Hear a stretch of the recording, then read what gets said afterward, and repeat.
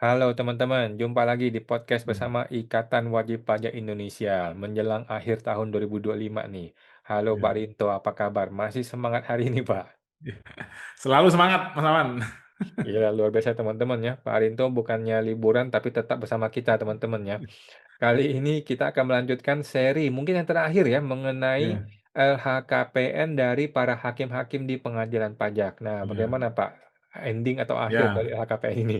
ya. Ini kan dari total 70 hakim di pengadilan pajak ini yang nomor 61 sampai 70, Mas Awan.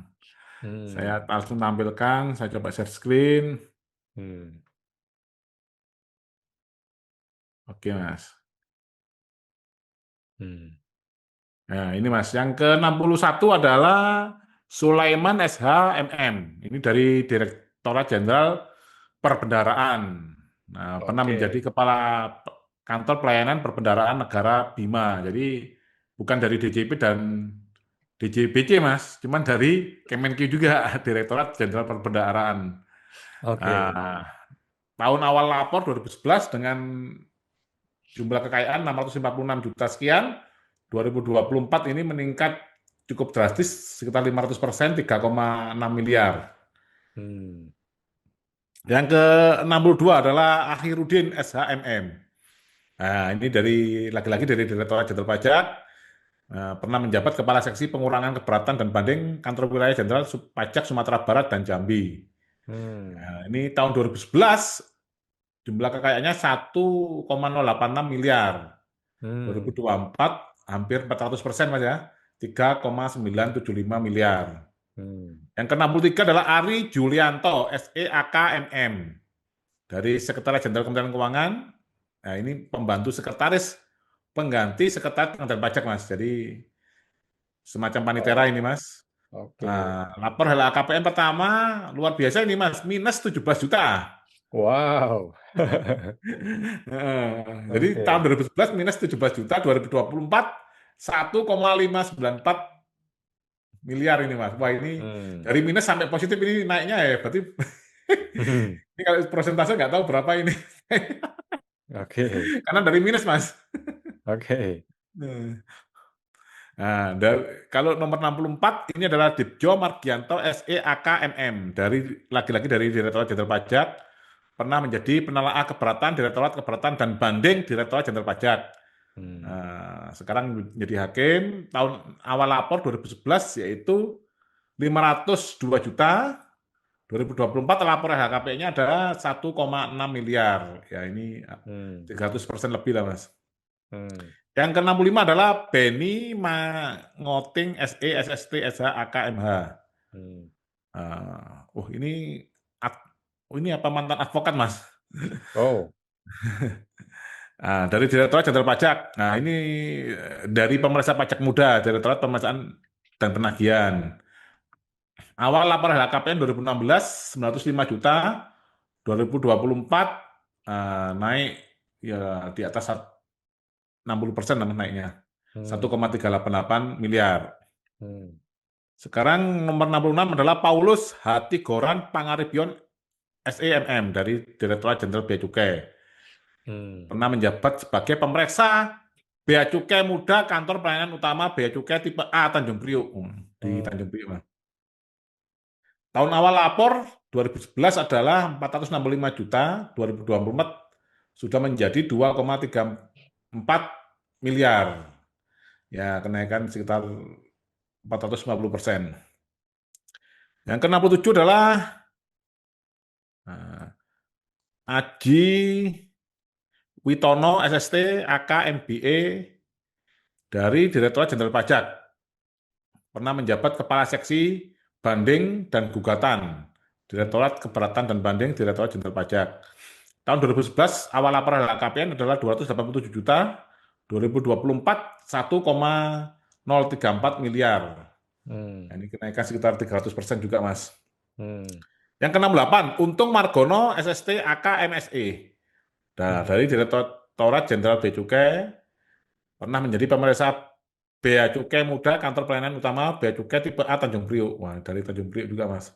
Hmm. 2014 lapor pertama LHKPN berdasarkan penelusuran tim kita 345 juta, Hmm. naik cukup drastis 1,368 miliar pada LHKPN 2024. Ini sekitar 400% ini, Mas.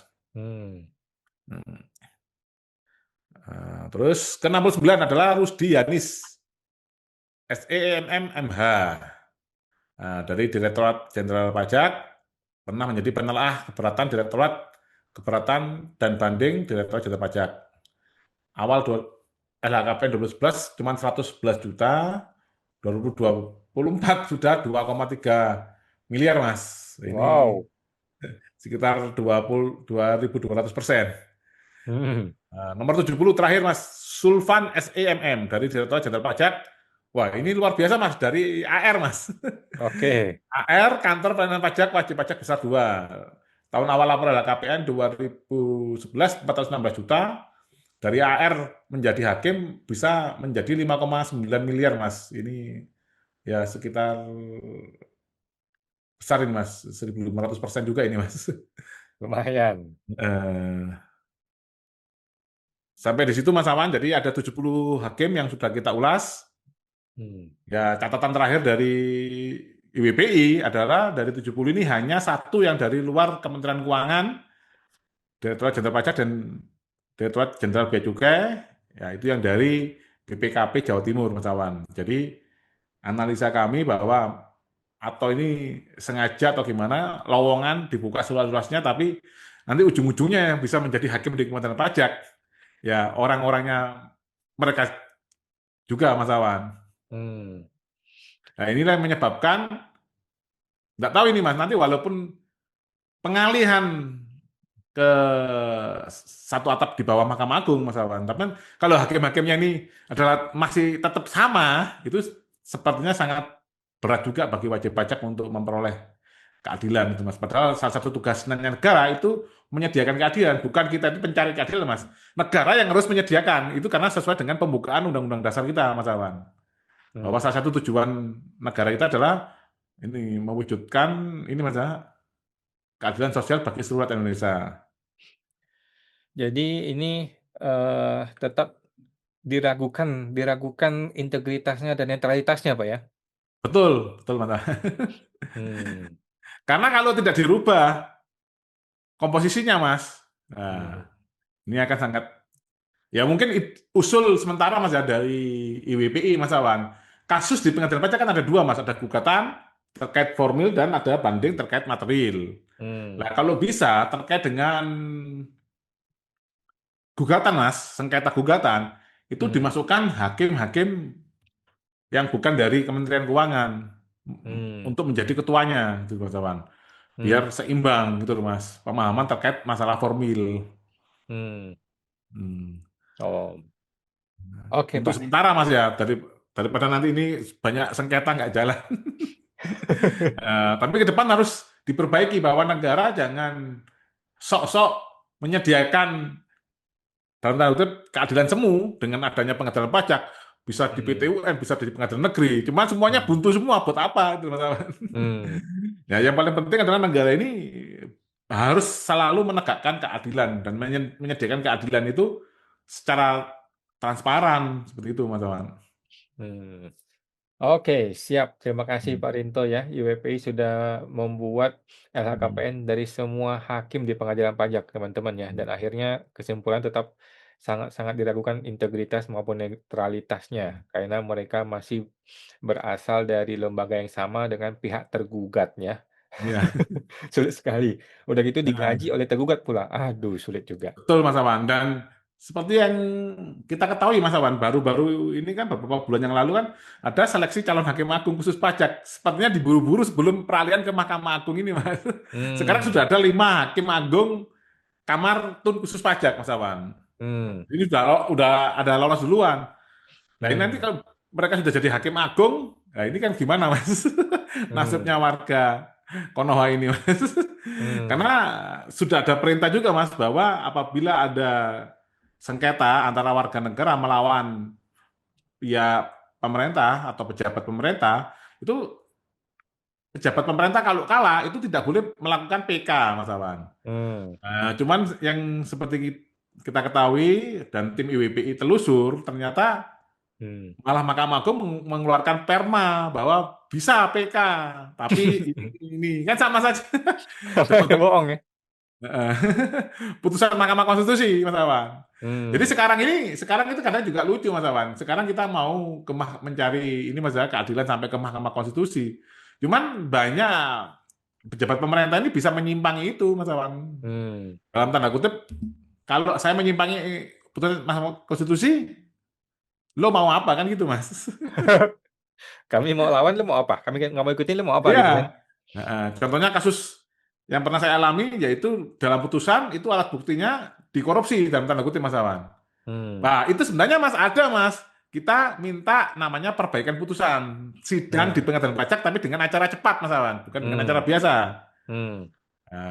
Itu kami sudah mencoba 2 atau 3 kali, ya gitu aja tidak pernah direspon sama pengadilan pajak, Mas Awan. Hmm. Eh, Oke. Jawabannya kita bersurat ke ketua pengadilan pajak pasti jawabannya semua ini sudah dipertimbangkan gitu aja, Mas. Oke. Eh, Jadi Oke. pun ada pasalnya pun, Mas, ada frase di undang-undangnya atau Hmm. apapun itu mereka juga berani melanggar, Mas. Hmm. Karena mereka ini belum belum merasa, hakim-hakim pajak ini belum merasa, tidak memahami stakeholder management, Mas.